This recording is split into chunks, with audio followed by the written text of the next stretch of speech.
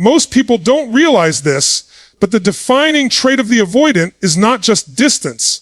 It's their relationship with discomfort. When emotions rise, when vulnerability threatens, when intimacy gets too real, the avoidant doesn't engage, they retreat. They've wired themselves to believe that survival means escape. And for a long time, that pattern works, at least on the surface. They run from conflict, they run from closeness, they run from their own feelings, and in doing so they think they're protecting themselves.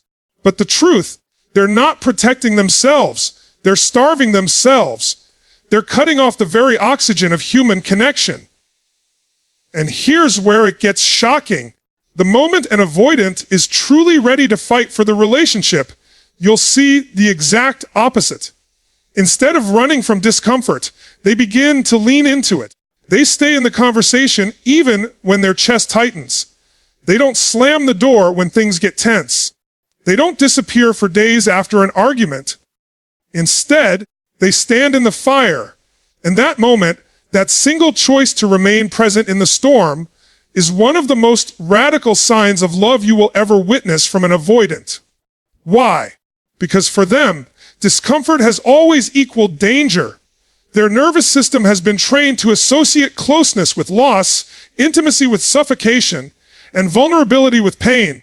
So when they choose to face those moments instead of flee, what they're really doing is reprogramming their entire identity. They're saying, I will no longer let my fear of pain control my capacity for love.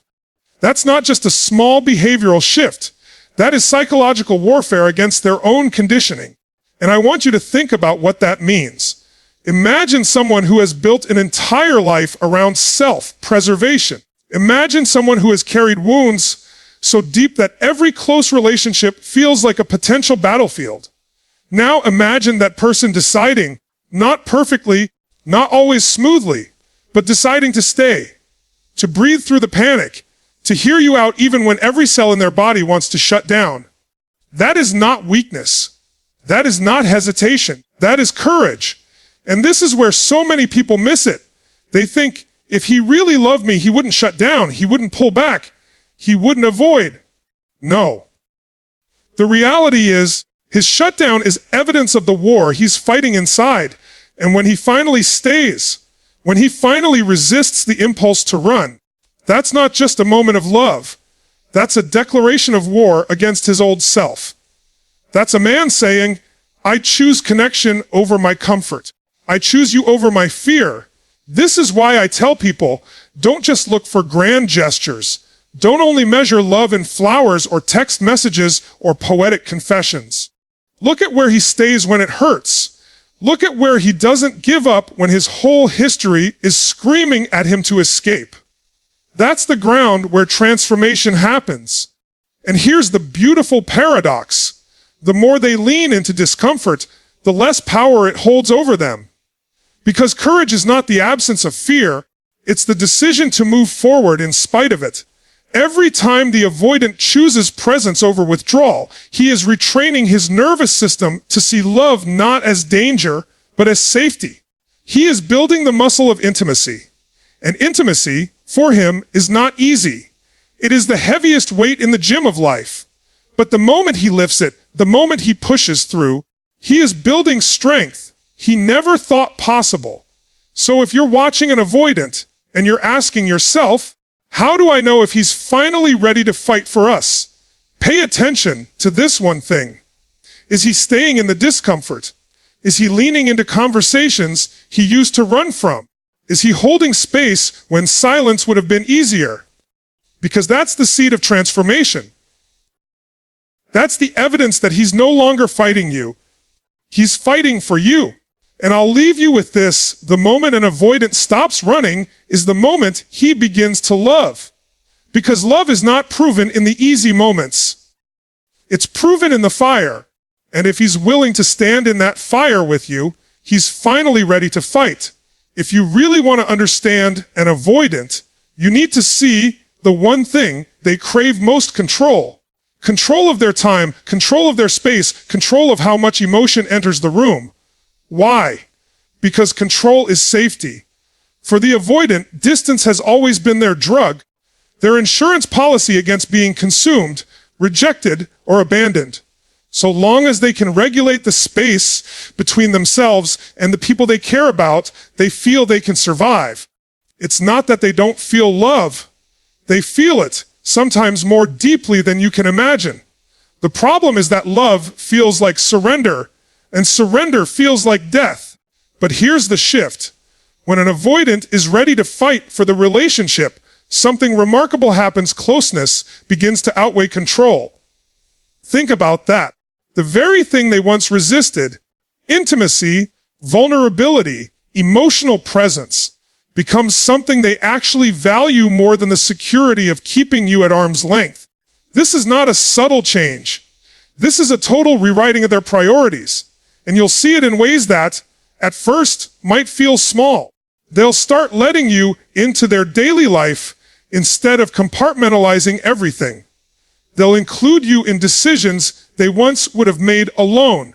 They'll share details about their inner world they used to keep locked away. To anyone else, it may look like normal relationship behavior. But for the avoidant, it's monumental. Because what they're really saying is, I trust you more than I trust my defenses. Now, why is this so profound? Because control is the avoidant's comfort zone. It's how they've navigated life. And let me tell you, giving up control feels terrifying, like standing on the edge of a cliff and deciding to step off without knowing if you'll land. Yet, when love becomes stronger than fear, they make that leap. They choose closeness, not because it's easy, but because the relationship matters more than protecting their ego. And here's the deeper truth: control is always an illusion. None of us can really control love, or outcomes, or even life itself. But the avoidant has lived as though they could, as though keeping a wall around their heart could prevent pain. What they eventually discover is that the wall doesn't just keep pain out. It keeps joy out. It keeps connection out. And the moment they recognize that, the moment they realize the wall is costing them more than it's saving, that's when the fight begins. That's when they stop defending space and start defending the bond. I want you to imagine this in real terms. An avoidant who once guarded every inch of their independence begins to reach for your hand when they're anxious.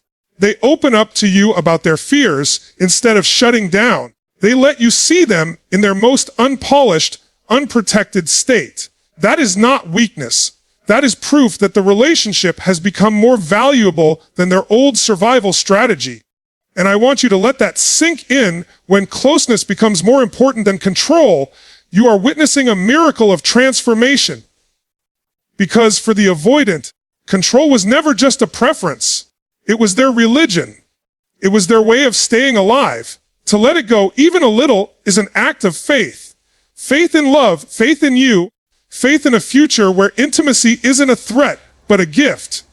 So when you ask yourself, is my avoidant partner ready to fight for us?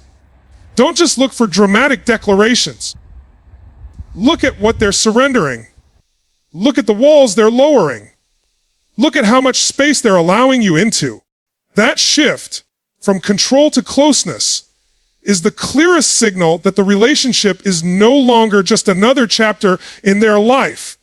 It's something they're finally willing to build, to protect, to fight for. Because here's the bottom line: love will never survive inside a fortress. But the moment an avoidant is willing to open the gates and let you in, they are telling you the one thing their silence never could: that you are worth more than their fear. And if they're ready to trade control for closeness, they're ready to fight for you. One of the clearest signs that an avoidant is finally ready to fight for your relationship is when they stop hiding behind their masks.